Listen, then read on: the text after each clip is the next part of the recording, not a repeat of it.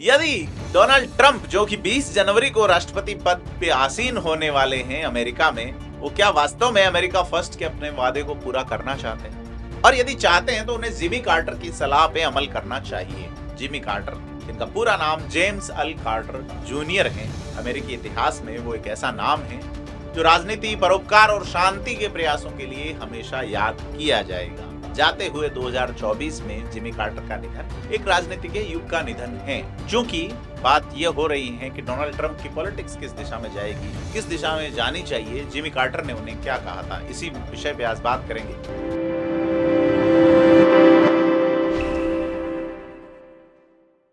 नमस्कार, मैं प्रदीप हूं, आप फेयर ऑब्जर्वर हिंदी देख रहे हैं।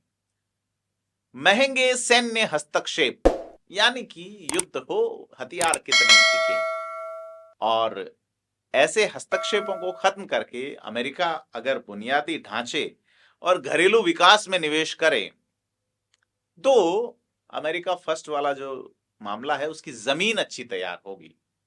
लेकिन ट्रंप के इतिहास और उनकी आक्रामक बयानबाजी को देखते हुए यह अनिश्चित नजर आता है कि क्या वे वास्तव में शांति के लिए उतने प्रतिबद्ध होंगे जितने मौजूदा हालात उनसे उम्मीद लगा रहे हैं।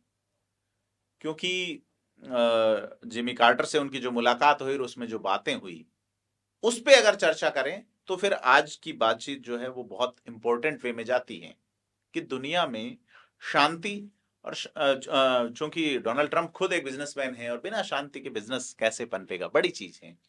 क्योंकि जिमी कार्टर, जो कि 1976 से 80 तक अमेरिका के 39वें राष्ट्रपति रहे, राष्ट्रपति बनने से पहले वो अमेरिका नौसेना में रहे, जॉर्जिया में सीनेटर रहे, गवर्नर रहे, और उन्होंने हमेशा मानवाधिकार, शांति और सामाजिक कल्याण को प्राथमिकता दी।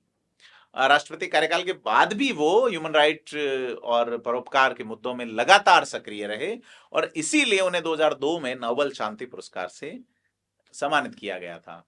और उनका कार्यकाल भी मानवाधिकार और शांति प्रयासों के लिए जाना जाता है। उन्होंने कैंप डेविड समझौते के माध्यम से इजराइल और मिस्र के बीच में शांति स्थापित की थी। यही नहीं, उन्होंने ऊर्जा संकट और आर्थिक सुधारों के लिए ठोस कदम उठाए थे। कार्टर का मानना था कि युद्ध में संसाधनों को नष्ट करने की बजाय उन्हें समाज के विकास के लिए उपयोग किया जाना चाहिए। 2019 में जिमी कार्टर ने जॉर्जिया में अपने चर्च कम्युनिटी को बताया कि ट्रंप ने उन्हें चीन पर सलाह के लिए फोन किया था। कार्टर ने ट्रंप से कहा कि चीन अब अमेरिका से आगे निकल रहा है क्योंकि अमेरिका ने दशकों तक युद्धों में खरबों डॉलर बर्बाद किए हैं, जबकि चीन ने आर्थिक विकास पर ध्यान केंद्रित किया और लाखों लोगों को गरीबी से बाहर निकाला। कार्टर ने कहा था कि चीन ने युद्ध पर एक भी पैसा बर्बाद नहीं किया और यही वह कारण है कि वे लगभग हर क्षेत्र में हमसे आगे हैं। ट्रंप ने अपने चुनावी अभियान में शांति का समर्थन करने की बात कही थी और वादा किया था कि वे यूक्रेन युद्ध को 24 घंटे में समाप्त कर सकते हैं।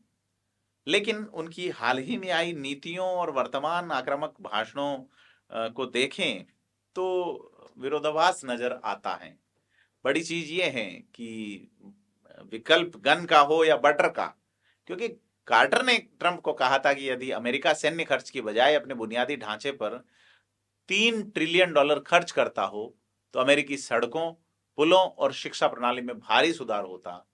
लेकिन आज अमेरिका का $36 ट्रिलियन का राष्ट्रीय कर्ज और सैन्य बजट अन्य आवश्यकताओं पर दबाव डाल रहा है।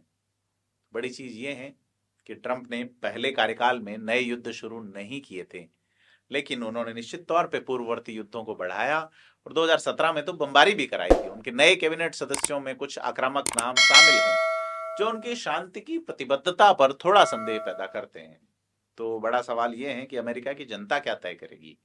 क्या वे एक आक्रामक और दिखावटी नेता चाहते हैं, एक ऐसा राष्ट्रपति जो वास्तव में शांति और देश के विकास को प्राथमिकता दे? चूंकि यह ट्रंप के लिए एक बड़ा अवसर है कि वे जिमी कार्टर की सलाह का पालन करें और अमेरिका फर्स्ट के अपने वादे को वास्तव में पूरा करें, लेकिन क्या वे ऐसा करेंगे, वक्त बताएगा। आपको इस मुद्दे पे क्या लगता है, कमेंट करके बताएं और फेयर ऑब्जर्वर हिंदी को सब्सक्राइब जरूर करें। धन्यवाद।